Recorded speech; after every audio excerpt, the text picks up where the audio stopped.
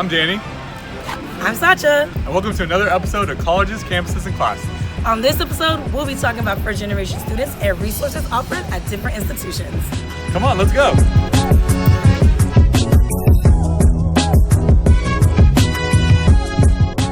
For the past several years, there has been an increased number of first-generation students seeking some form of higher education. Nationally, about 34% of total undergraduate students are considered first generation. This means that over 1/3 of students are their first in their family to go to college. Without having a biological parent attain a college degree and have no prior knowledge of a college campus setting, this can be tough to navigate. It is important that we don't neglect them and give them the tools for success. Today, Sacha and I are at Daytona, Florida to find out how first-generation college students find success here. Yup, and guess where we're at today? Practicum University. Let's go. All right, you ready?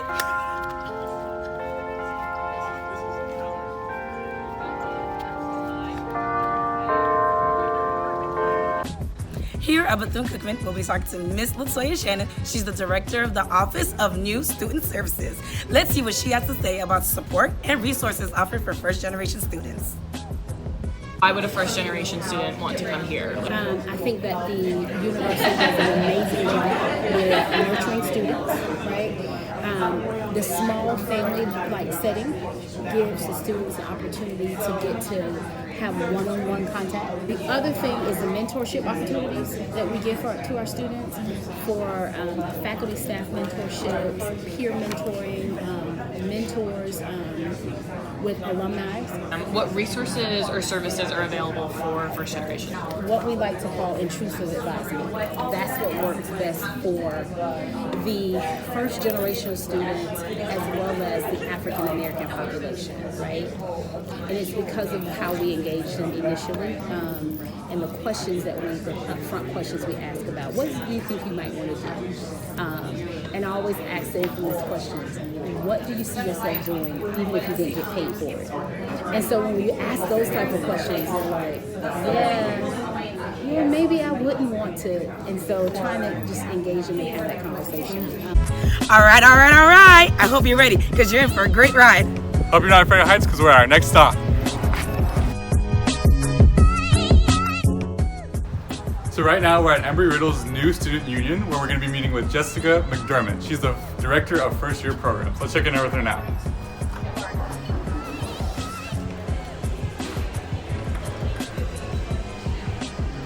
When I became director, we tried to get our students more involved in making the first generation program more active, and it is now. We're now called the First Generation Student Association. We have at least double the membership.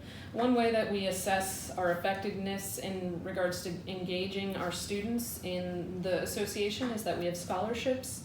This past year, for the first time, we did a pre-orientation that was like a 3-day program that brought 25 incoming first-generation students to campus.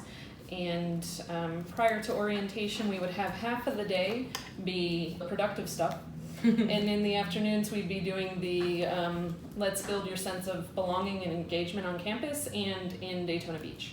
So we would take them to the beach, they did kayaking, a baseball game. So throughout the year, we had lunches to bring them back together and kind of still hopefully have that sense of a cohort feel. I think Jessica has some great things to say. What do you think? Yeah, I mean, it feels like first generation students here are really supported at Embry-Riddle. That means that extra. On to our next stop, Daytona State College. Let's see what's in store for us here.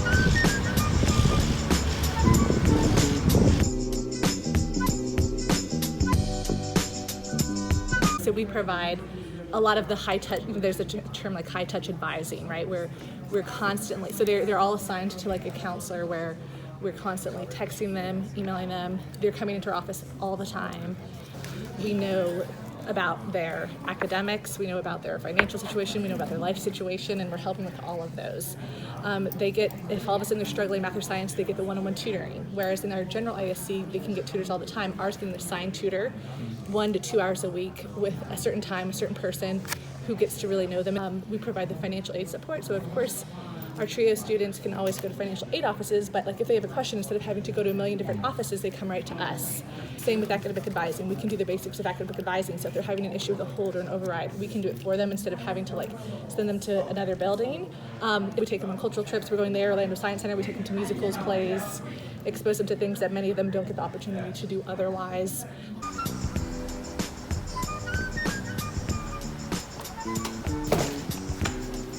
Welcome to Stinson University. Home of the Hatters. Let's take a look around campus. Come on.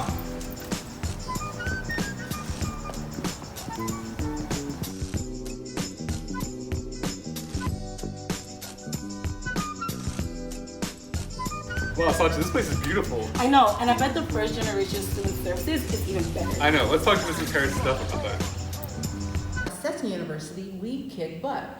So we retain first generation students at about 78%, a little over 78%. And I started a program called WISE.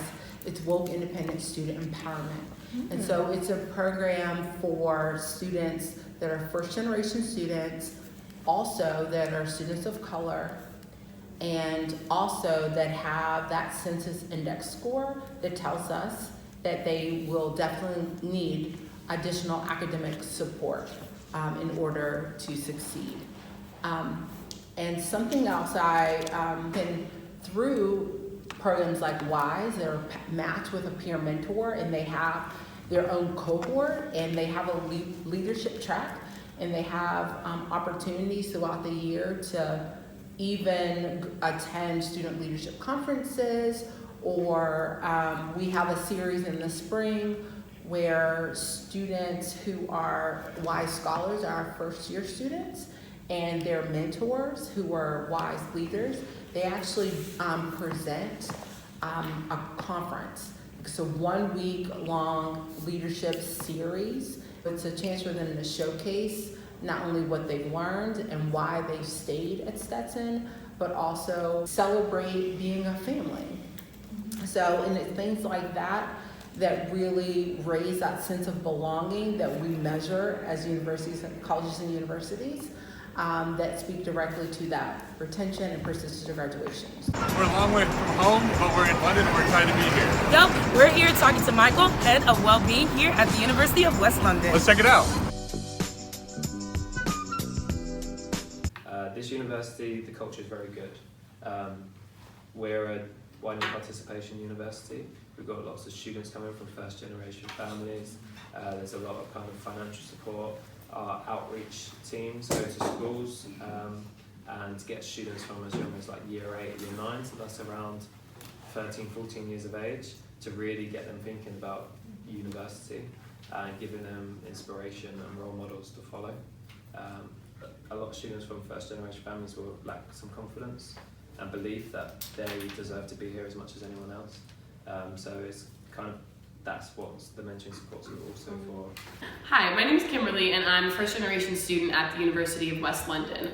At the beginning of my time here, I needed to brush up on some of my math and English skills. I was able to attend Foundations, which was sort of a summer program where I could come early to the university, take some classes that would get me up to the same level of my peers and get me ready to take classes and start my course at UWL. Once I got there, one of the first things I did was a first generation student transition day, which was really exciting for me because I got to meet a lot of other students that were in the same boat as me, having no family members that had been to college. And I got introduced to a lot of the resources on our campus and started making connections with faculty and staff and other students that are first generation like myself. I also got assigned a mentor that's a first generation student that has already been at UWL for a couple years.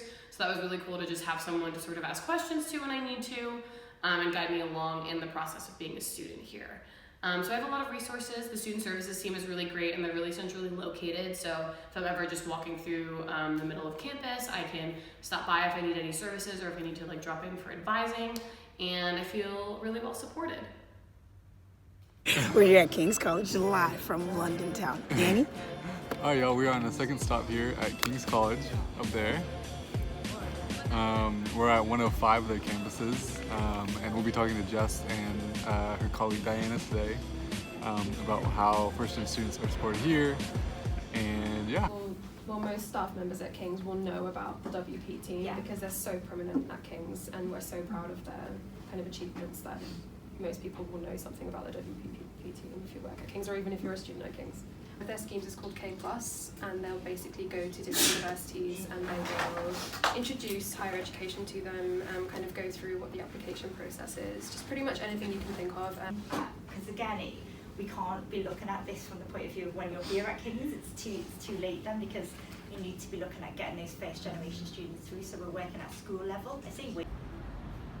Hi, my name is Susan and I'm a first generation student here at King's College. I feel like I was recruited pretty heavily at King's College through their widening participation team. I was part of this program called K+, where they introduced me to the concept of higher education. They also provided me with a campus tour of King's College. They helped with my personal statement by providing personal statement writing workshops, which really helped to make my application a lot more competitive. Although I didn't have the marks that I needed to be offered admission at King's College, through the K+ program, I was still offered admission at King's College, which was really exciting for myself and my family, providing the opportunity for a better future for all of us. So because I was part of the K+ program, they also helped with funding the admissions for King's College. So I was provided with £1,000 of financial aid in order to help my family with the cost of admissions. While the campus is pretty large and centrally located in London, it's kind of hard for me to find my place. Sometimes I feel like just a number, I feel maybe anonymous here at the college. And there's no really program for first generation students here after admission has been offered. However, I really am grateful for the support that myself and my family received in order to receive admissions and help with financial aid through the K+ program. Our final stop in London is UCL. Let's take a look around.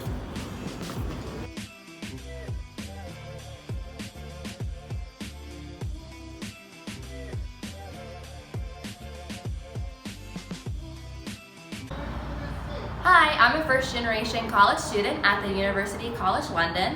One really great thing they do here is that they focus on having an inclusive curriculum, and how they go about doing this, which is so great, is that they invite their students to be a part of that process. So as a first generation student, I have been a seat at the table on some of these initiatives for making a more inclusive curriculum. And this really makes it feel that I matter at this institution, my voice is being heard, and that's a great feeling being here at University College London.